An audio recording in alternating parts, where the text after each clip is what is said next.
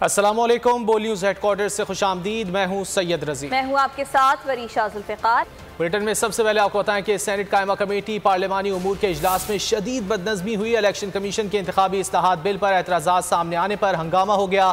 बाबर आवान ने कहा कि इलेक्शन कमीशन का मैंडेट आइन के मुताबिक साफ शफाफ इलेक्शन कराना है, वो अपनी सिफारिशात दे सकता है, एतराज़ात नहीं। वफाकी वज़ीर आज़म स्वाति ने भी इलेक्शन कमीशन पर यलगार कर दिया और इल्ज़ाम आयद किया कि इलेक्शन कमीशन हुकूमत का मजाक उड़ा रहा है, उसने पैसे पकड़े हुए हैं, ऐसे इदारे को आग लगा देना चाहिए। चेयरमैन कमेटी सेनेटर ताज हैदर ने बताया कि इलेक्शन कमीशन ने EVM के मामले पर ख़त्म तहफ़्फ़ुज़ात और एतराज़ात का इजहार किया, उसको सुनना चाहिए।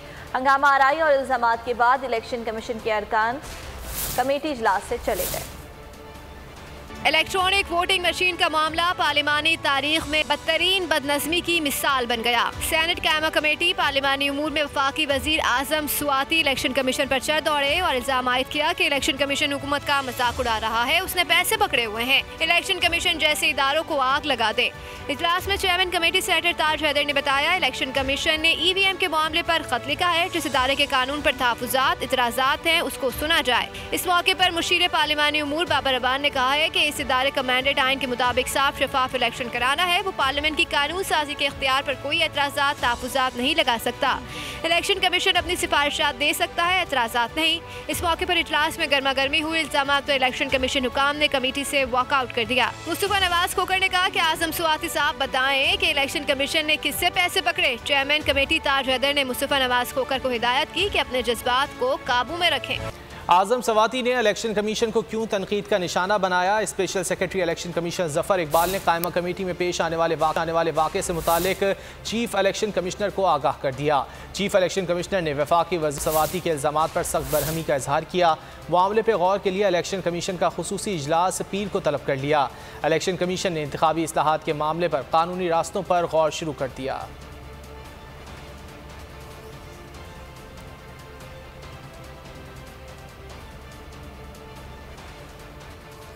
इंतखाबी इस्लाहात बिल और इलेक्ट्रॉनिक वोटिंग मशीन का मामला सियासी आतिशफ़शा बन गया। वफाकी वज़रा चीफ इलेक्शन कमिश्नर पर चढ़ दौड़े, इस्तीफ़े का मुतालबा कर दिया। फवाद चौधरी कहते हैं इस्तीफ़ा नहीं दिया तो सुप्रीम जुडिशल काउंसिल से रुजू करेंगे।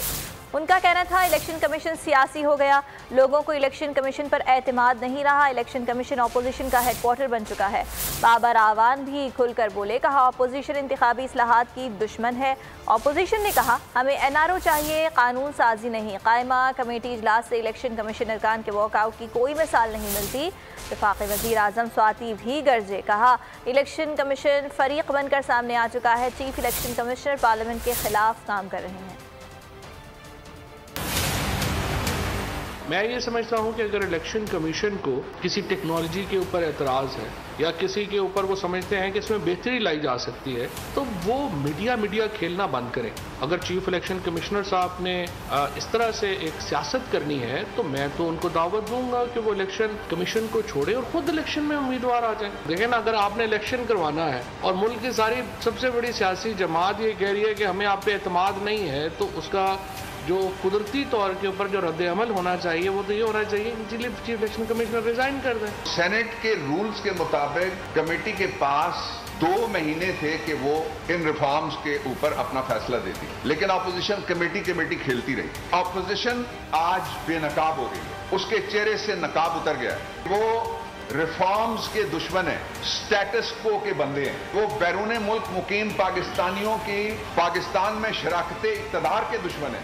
इलेक्शन कमीशन के जरिए इस मुल्क में इंतखाबी इस्लाहात लाना चाहते हैं और आज हालत यह है कि वो बैसियत फरीक के हमारे मुकाबला आ चुके हैं। क्या अपोजिशन ने आज तक जो गुल खिलाए इस मुल्क के अंदर, जो करप्शन की है, जो नाइंसाफी के सिंध की जाके हालत को देखें। हुकूमती वजीर खुल्लम खुल्ला इलेक्शन कमीशन पर हमलावर हुआ, कोई इदारा भी इस हुकूमत से महफूज नहीं। हुकूमत चाहती है आम इंतखाबात इलेक्शन कमीशन नहीं, वो खुद कराएं। नून लीग के रहनुमा शाहिद खाकान अब्बासी का रद्द अमल, बोले हुकूमत जान गई है अब वो नहीं जीतेंगे, इसलिए मुतनाज़ा इलेक्शन कराना चाहते हैं। एहसन इकबाल ने कहा वज़रा की चीखें बता रही हैं इस जिन की जान EVM में है। पीपल्स पार्टी के राजा परवेज़ अशरफ ने कहा इलेक्ट्रॉनिक वोटिंग मशीन पर सबसे बड़ा इशू इलेक्शन कमीशन ने उठाया। हम कहते हैं अगर अच्छी चीज़ है तो हमें समझाओ, हुकूमत हर बात को मसला बना देती है। इलेक्शन कमीशन इस वक्त बुरी तरह मुतनाज़ा हो चुका है और इसलिए वो इलेक्शन कराने के अब काबिल नहीं है। हमारा तजर्बा ये है, जब से ये हुकूमत आई है, ये चोरों की हुकूमत आई है, ये चोरी के नारे मारती है कि ताकि हमारी चोरी पर शक हुआ ना हो। तो आज इलेक्शन कमीशन भी महफूज है।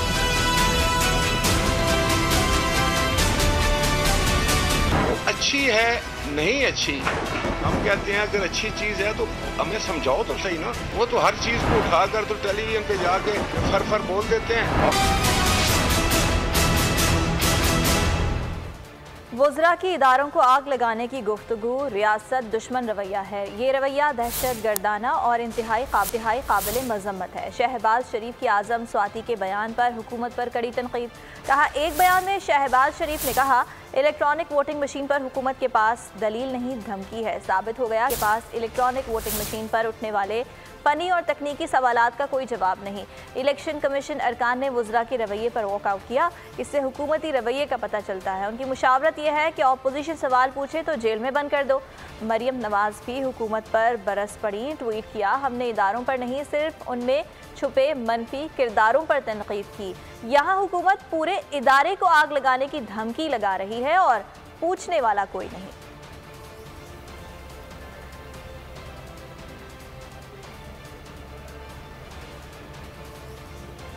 वोट की इज्जत करते हो तो अदम एतमाद लाओ, बुज़दार और इमरान को भगाओ। बिलावल भुट्टो जरदारी का रहीम यार खान में वर्कर्स कन्वेंशन से खिताब। बोले, हमारी बात नहीं मान रहे तो अपनी बात पर अमल करते हुए असम्बलियों से इस्तीफ़ा ही दे दें।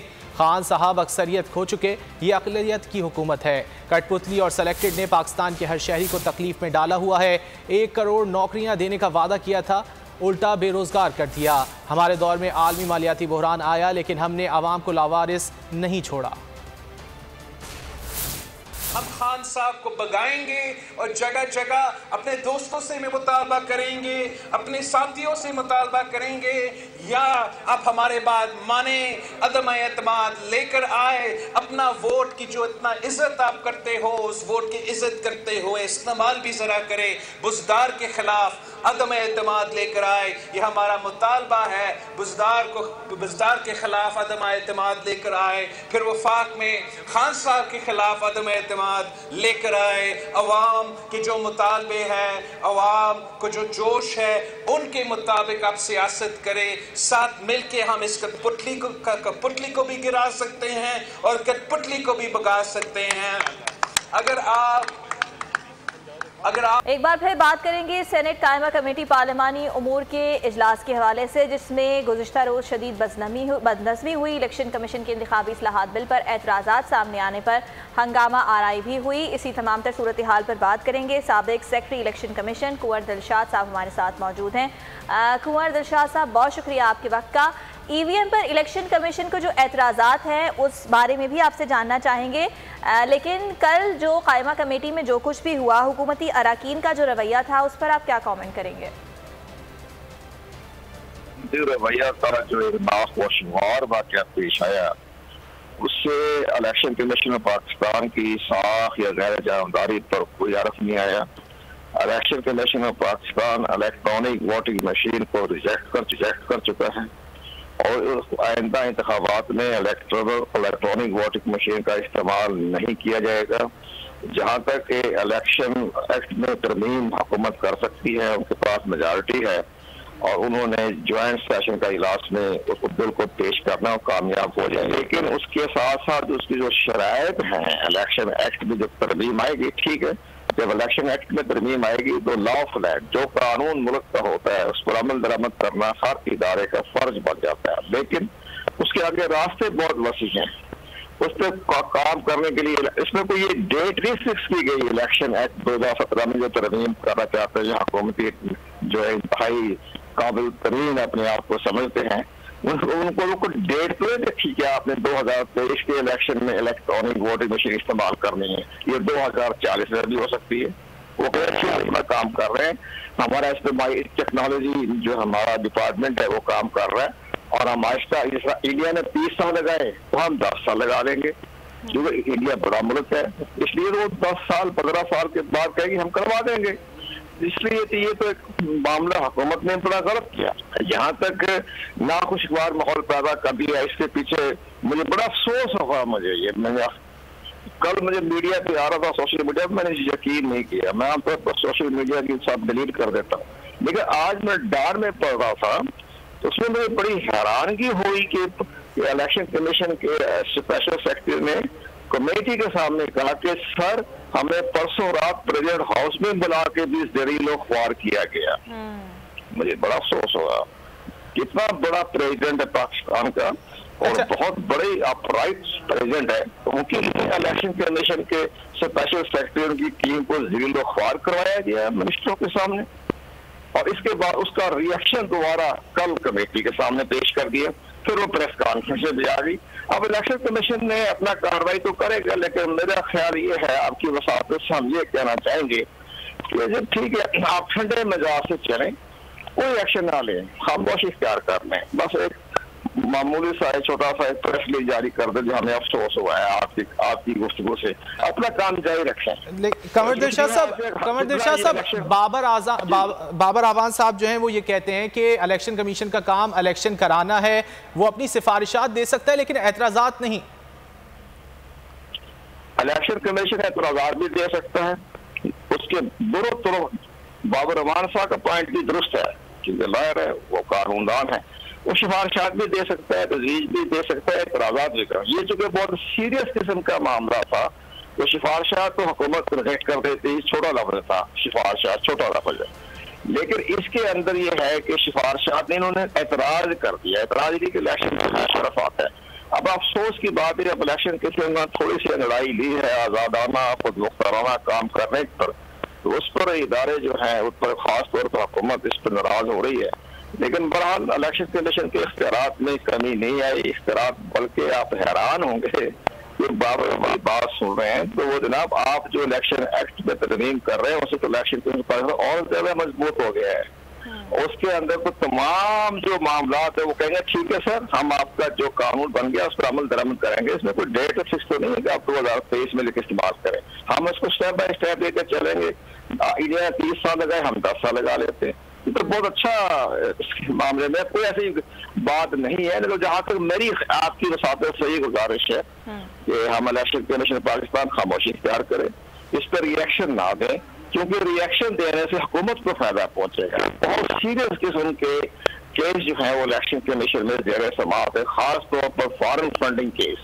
तो ये जो सारा ड्रामा किया गया ना, ये सारा ड्रामा जो किया जा रहा है, ये फॉरेन फंडिंग केस को खत्म करने या उस पर दबाव डालने की एक स्कीम है, हिकमत अमली है। अब अगर इलेक्शन कमीशन पाकिस्तान अपना रिएक्शन देता है, बाद में फॉरेन फंडिंग पर केस फैसला सुनाता है, तो हुकूमत ये कही ना इलेक्शन कमीशन हमारा मुखालफ था, इसलिए उन्होंने हमारे मुतसबाना फैसला कर दिया। तो मेरी आपकी वसातों से गुजारिश है कि इलेक्शन कमीशन पाकिस्तान इस पर कोई रिएक्शन ना दे, खामोश इख्तियार कर, खामोशी में उसकी बर्तरी है, उनकी इज्जत है, उनका एहतराम है। ठीक है कुंवर दिलशाद साहब, इस मामले पर आपने अपनी राय दी, बहुत शुक्रिया आपका। सब्सक्राइब करें और बेल दबाएं ताकि कोई खबर रह न जाए।